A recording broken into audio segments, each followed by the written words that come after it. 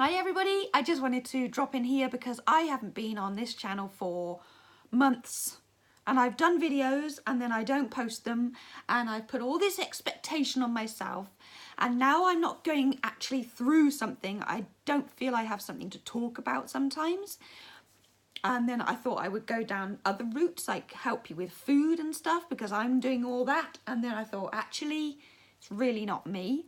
So I'm still finding myself in a way. I still don't know what to do on the other side of cancer. I don't know completely where I'm going with things. And then I thought, well, if I don't know where I'm going, I don't have anything to say. But actually, I think you can join me on that journey in some ways. I think you can come along with me. And because that can show you if I can do it, you can do it. And you don't need to know the path that you're going down either. So, quick catch up. Where have I been? What have I been doing? How am I? My hair's grown. Look at it. What the hell do you do with that? It's long enough for me to complain about now. It's great. But really, it's not long enough for a ponytail. It's I don't know. So it just is what it is, I'm afraid. So hair's coming back. Eyelashes are better than they were before I lost them. So that's something for you to look forward to. I've been waiting for the menopause to hit so that I could tell you all about that, but it never did.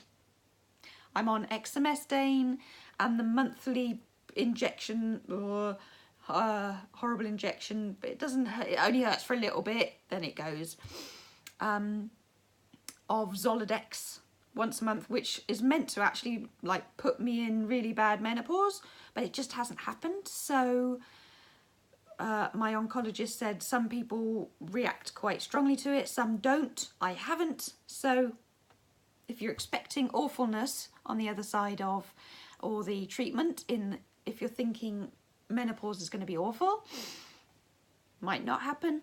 You don't know. There's another couple of friends of mine it didn't happen for either. So as everything with the whole treatment and cancer journey goes, it's so different for everybody.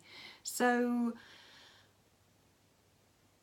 I think emotionally it hits me harder. That's a different video. But physically, when the energy comes back, as soon as chemo stopped, I didn't realise how drained and how bad I was actually feeling through all that. I didn't know how much it had affected me until I'd stopped chemo and I was coming out the other side, and how much better I felt when that had all stopped. So that's something to look forward to as well. But yeah, emotionally, mentally, that's the wobbly bit on the other side of cancer really.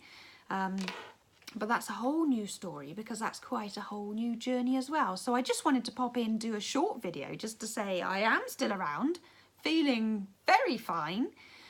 Very busy with the charity I'm helping, running the workshops, doing lots of stuff for the charity there, and doing a lot of thinking, reflecting, rejigging, and all sorts. So yeah, that's a quick catch up on how I'm feeling on the other side. I've made a lot of changes to my life as well. That's another video.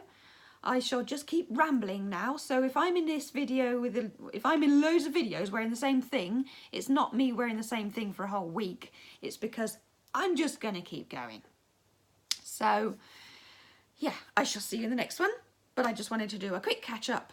This is where I am. This is what I've been doing. And I'll see you in the next one. Take care.